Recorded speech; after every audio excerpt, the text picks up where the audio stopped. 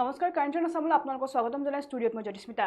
দেশৰ তৃতীয় পৰ্যায়ৰ নিৰ্বাচনক লৈ মাজত মাথো আৰু এটা দিন নিৰ্বাচনৰ প্ৰাক্ষণতে জম্মু কাশ্মীৰত হিংসাত্মক ঘটনা বায়ু সেনাৰ কনভয়ত আক্ৰমণ চলালে এবাৰ সন্ত্ৰাসবাদীয়ে পুঞ্চৰ সুৰনকট অঞ্চলত সংঘটিত এই আক্ৰমণ বায়ু সেনাৰ দুখন বাহনলৈ লক্ষ্য কৰি চলাইছিল এই আক্ৰমণ এই বিষয় সন্দৰ্ভত জনাই যাম সবিশেষ দেশৰ তৃতীয় পৰ্যায়ৰ নিৰ্বাচনক লৈ মাজত মাথো আৰু এটা দিন নিৰ্বাচনৰ প্ৰাক্ষণতে জম্মু কাশ্মীৰত হিংসাত্মক ঘটনা বায়ু সেনাৰ কনভয়ত আক্ৰমণ চলালে সন্ত্ৰাসবাদীয়ে পুঞ্চৰ সুৰনকট অঞ্চলত সংঘটিত এই আক্ৰমণ বায়ু সেনাৰ দুখন বাহনলৈ লক্ষ্য কৰি চলাই এই আক্ৰমণত গুৰুতৰভাৱে আঘাতপ্ৰাপ্ত ৫জনকৈ জোৱান আহতসকলক ইতিমধ্যে প্ৰেৰণ কৰা হৈছে চিকিৎসালয়লৈ আনহাতে সন্ত্ৰাসবাদী আক্ৰমণত শ্বহীদ এগৰাকী জোৱান পুঞ্চৰ সুৰনকট অঞ্চলত বৰ্তমান সেনাই চলাইছে ব্যাপক অভিযান সমগ্ৰ অঞ্চল আবৰি সন্ত্ৰাসবাদীৰ বিৰুদ্ধে সেনাৰ অভিযান আৰু আমি যেহেতু জনাইছো যে দেশৰ তৃতীয় পৰ্যায়ৰ নিৰ্বাচনক লৈ মাজত মাথো এটা দিন বাকি থকা দেখিবলৈ পোৱা গৈছে আৰু তৃতীয় পৰ্যায়ৰ নিৰ্বাচনক লৈ ইতিমধ্যে যিসমূহ ৰাজনৈতিক দল আছে সেই ৰাজনৈতিক দলসমূহৰ মাজত তৎপৰতা বৃদ্ধি হোৱা দেখিবলৈ পোৱা গৈছে আৰু তাৰ সমান্তৰালকৈ যিসমূহ নিৰ্বাচনী প্ৰচাৰ আছে সেই নিৰ্বাচনী প্ৰচাৰসমূহ প্ৰায় তুংগত উঠা দেখিবলৈ পোৱা গৈছে কিন্তু ইয়াৰ মাজতে নিৰ্বাচনৰ প্ৰাক্ষণতে জম্মু কাশ্মীৰৰ এক হিংসাত্মক ঘটনা সংঘটিত হোৱা দেখিবলৈ পোৱা গৈছে আৰু এইবাৰ বায়ু সেনাৰ কনভয়ত আক্ৰমণ চলালে সন্ত্ৰাসবাদীয়ে যিহেতু জম্মু কাশ্মীৰ ইটোৰ পিছত সিটো হিংসাত্মক ঘটনা সংঘটিত হোৱা দেখিবলৈ পোৱা গৈ থাকে কিন্তু তাৰ মাজতে যেহেতু সমাগত তৃতীয় পৰ্যায়ৰ লোকসভা নিৰ্বাচন আৰু তৃতীয় পৰ্যায়ৰ লোকসভা নিৰ্বাচনক লৈ মাজত মাথো আৰু এটা দিন বাকি থকা দেখিব পোৱা গৈছে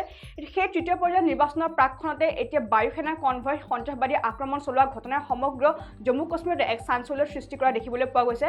আৰু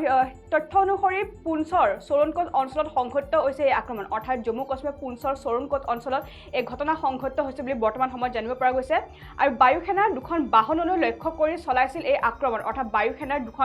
দুখন বাহন গৈ আছিলে আৰু সেই বাহন দুখন গৈ থকা প্ৰাক্ষণতে সন্ত্ৰাসবাদীসকলে তেওঁলোকলৈ লক্ষ্য কৰি নিৰ্বিচাৰ গুলীচালনা কৰিছিলে আৰু এই গুলীচালনাৰ ঘটনাত প্ৰায় ৫জনকৈ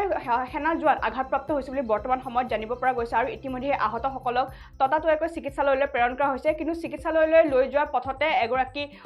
জোৱান বৰ্তমান সময়ত শ্বহীদ হৈছে বুলি জানিব পৰা গৈছে আৰু পুঞ্চৰ সুৰনকট অঞ্চলত বৰ্তমান সেনাই চলাইছে ব্যাপক অভিযান অৰ্থাৎ যি অঞ্চলত এই ঘটনা সংঘটিত হৈছিলে অৰ্থাৎ যি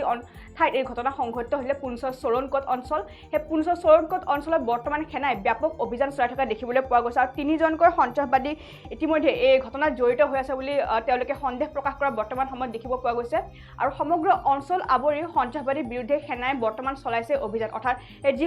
পুঞ্চৰ যি সুৰনকট অঞ্চল আছে সেই সমগ্ৰ সুৰনকট অঞ্চলটো তেওঁলোকে আৱৰি ধৰিছে বৰ্তমান সময়ত ঘেৰি ধৰিছে আৰু ঘেৰি ধৰি তেওঁলোকে সন্ত্ৰাসবাদীৰ বিৰুদ্ধে বৰ্তমান সময়ত অভিযান চলাই থকা দেখিবলৈ পোৱা গৈছে যেহেতু সমাগত তৃতীয় পৰ্যায়ৰ লোকসভা নিৰ্বাচনৰ প্ৰাক্ষণতে জম্মু কাশ্মীৰ হোৱা এনে হিংসাত্মক ঘটনাই বৰ্তমান সকলোৰে মনত এক প্ৰশ্ন উত্থাপিত হোৱা দেখিবলৈ পোৱা গৈছে যিহেতু তৃতীয় পৰ্যায়ৰ নিৰ্বাচনক লৈ মাজত মাথো আৰু এটা দিন বাকী আছে সেই এটা দিনৰ মাজতে নিৰ্বাচনৰ প্ৰাক্ষণতে জম্মু কাশ্মীৰত এই হিংসাত্মক ঘটনা সংঘটিত হোৱা দেখিবলৈ পোৱা গৈছে আৰু এইবাৰ এখন আসনৰ বাবে জম্মু কাশ্মীৰৰ তৃতীয় পৰ্যায়ৰ লোকসভা নিৰ্বাচন অনুষ্ঠিত হ'ব আৰু এই লোকসভা নিৰ্বাচনৰ বাবে ইতিমধ্যে যিসমূহ ৰাজনৈতিক দল আছে সেই ৰাজনৈতিক দলসমূহৰ মাজত তৎপৰতা বৃদ্ধি হোৱা দেখিবলৈ পোৱা গৈছে তো তাৰ সমান্তৰালকৈ জম্মু কাশ্মীৰত যিহেতু ইটোৰ পিছত সিটোকে হিংসাত্মক ঘটনা সংঘটিত হোৱা দেখিবলৈ পোৱা গৈ থাকে কিন্তু তাৰ মাজতে এতিয়া তৃতীয় পৰ্যায়ৰ লোকসভা নিৰ্বাচনৰ এদিন আগতে জম্মু কাশ্মীৰৰ এক হিংসাত্মক ঘটনা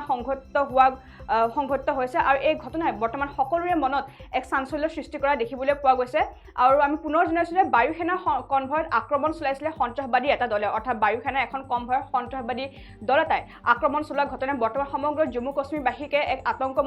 আতংকিত কৰি তোলা দেখিবলৈ পোৱা গৈছে আৰু পুঞ্চৰ সুৰনকট অঞ্চলত সংঘটিত হৈছে এই আক্ৰমণ অৰ্থাৎ পুঞ্চৰ সুৰনকট অঞ্চলত এই আক্ৰমণ সংঘটিত হৈছিলে বৰ্তমান সময়ত জানিব পৰা গৈছে আৰু বায়ু সেনাৰ বাহনলৈ লক্ষ্য কৰি সন্ত্ৰাসবাদীয়ে চলাইছিল নিৰ্বিচাৰ গুলীচালনা কৰিছিলে অৰ্থাৎ বায়ু সেনাৰ দুখন বাহনলৈ তেওঁলোকে লক্ষ্য কৰিছিলে সন্ত্ৰাসবাদী দলটোৱে আৰু তেওঁলোকে সেই বায়ু সেনাৰ দুখন বাহনলৈ নিৰ্বিচাৰ গুলীচালনাৰ ঘটনা সংঘটিত কৰিছিলে যি গুলীচালনাত আঘাতপ্ৰাপ্ত হৈছিলে প্ৰায় ৫জনকৈ সেনা জোৱান এই ঘটনাত আহত হৈছে বুলি বৰ্তমান সময়ত জানিব পৰা গৈছে আৰু এই আহতসকলৰ মাজৰে এজন সেনা জোৱান বৰ্তমান শ্বহীদ হৈছে বুলি জানিব পৰা গৈছে পুঞ্চৰ চৰণকট অঞ্চলত বৰ্তমান সেনা জোৱানসকলে ইতিমধ্যে ব্যাপক অভিযান চলাই থকা দেখিবলৈ পোৱা গৈছে যি অঞ্চলত এই ঘটনা সংঘটিত হৈছিলে সেই অঞ্চলটো অৰ্থাৎ পুঞ্চৰ যি চৰণকট সেই পুঞ্চৰ চৰণকট অঞ্চলত বৰ্তমান সেনাই ব্যাপক অভিযান চলাই থকা দেখিবলৈ পোৱা গৈছে আৰু সমগ্ৰ অঞ্চল ঘেৰি সন্ত্ৰাসবাদীৰ বিৰুদ্ধে বৰ্তমান অভিযান অব্যাহত ৰাখিছে সেনা জোৱানে